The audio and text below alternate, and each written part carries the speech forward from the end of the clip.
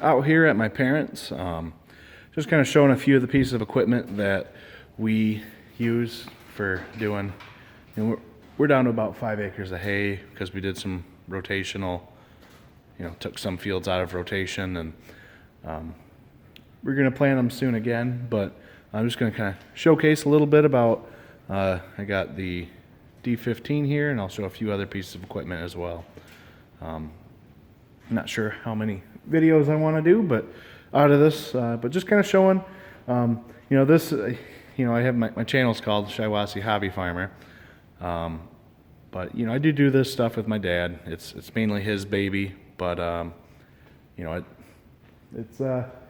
do help him. I've helped him. I mean, I bought the first baler that we used for doing the hay. He used to be a farmer back in the day, and he moved into the sales industry for agriculture, and it's kind of things happened, and so he kind of got out of it for quite a while. But I kind of pushed him into it, and early on, because of the horses and stuff, probably in 2008, I think, is when I bought the first baler. But yeah, anyways, without further ado, here's the D15. I believe this is a 62. As you can see, it's had some wear on it, obviously. As you can see there, still pretty overall good condition. We don't use it nearly as much because my dad upgraded tractors from his loader tractor. But it's still, this is a fun tractor to drive and still work with. It's a little different. It has a snap coupler design. As you can see here, it has these snaps, and we don't actually have any implements that will work with it, but just a bar goes in to the notch here like that. Snap that down, it locks, and if you can see underneath there's like a hook. So right now this has a drawbar in it, but there's a hook up underneath there, and that's kind of like the top link, and these are kind of lower links, kind of reversed in a way, but so it's kind of weird to some people if you're not used to that type of thing. Does have one hydraulic remote here. Have used it once in a while, but not often. It's hard to find many implements that need more than that, or use more than, or that only use a little bit. Sorry, it's a little cramped in here because for winter storage, everything's just crammed in here. So the seat cushion's pretty crappy, but if you can see underneath there, it's in real good condition. It's got the original paint, nice and bright. It does have a nice little toolbox there. The fenders are nice, smooth. There's the gas tank here. It's a 4-cylinder gas. I believe they did make some diesel versions, but those are fairly rare. One thing, I'll get to the other side. Like I said, pretty tough to walk around here.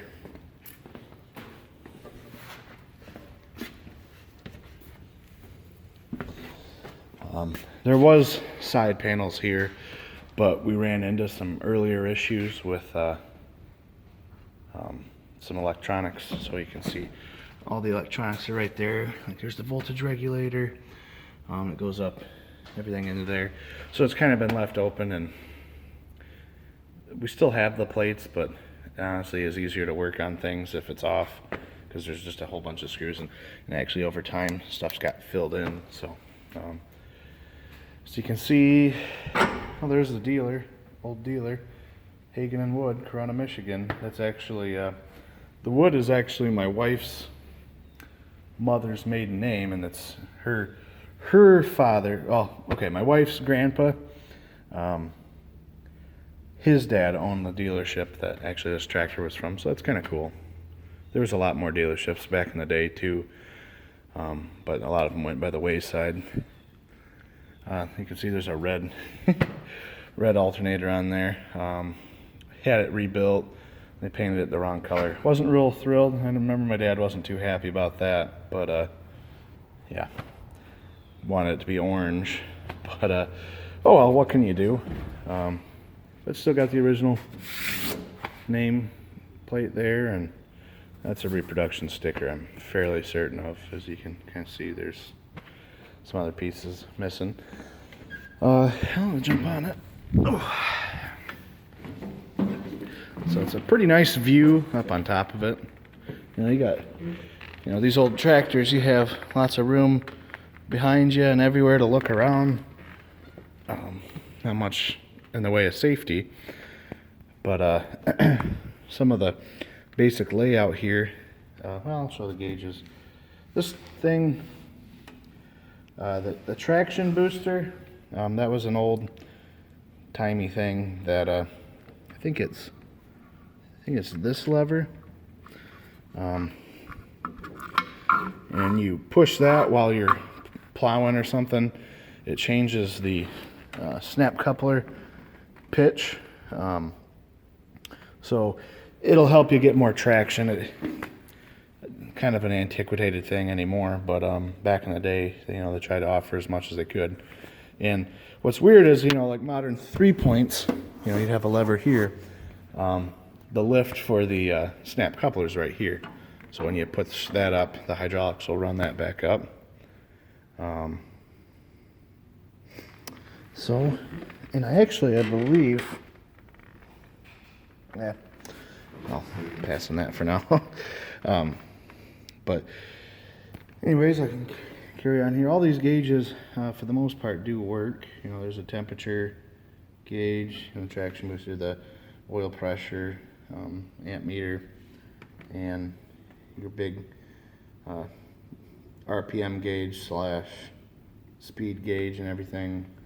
Kind of hard to read when you're actually, you know, not to mention it's getting kind of old and fogged up, but hard to, you almost got to kind of look at it and learn how it works before you actually trust it.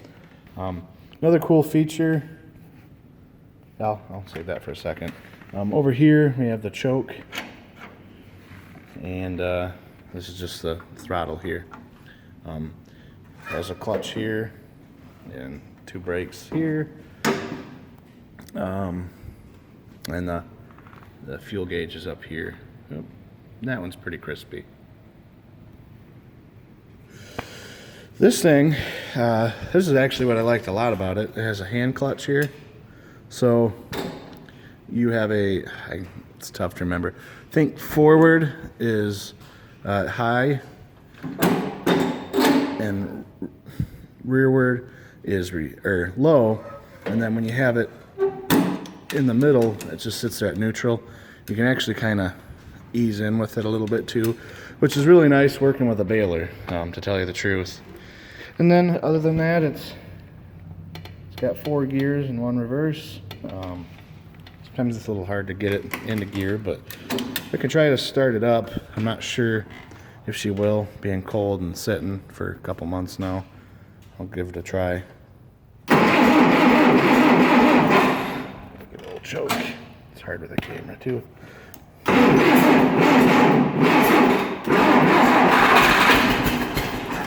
Oh, don't want to flood that out. Man. There we go. So, comes life.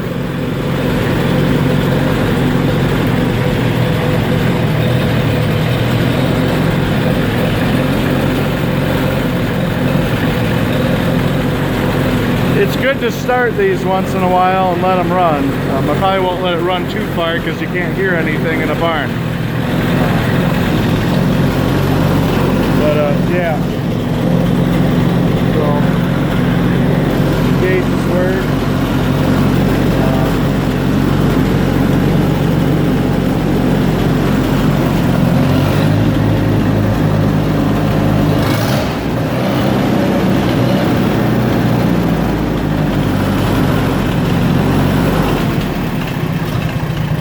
She has a nice low idle.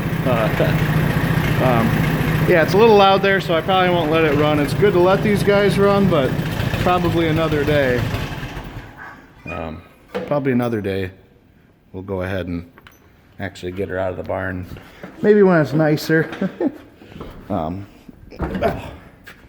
But yeah, I mean, that's Always make sure that the key's off there because don't want to kill the battery.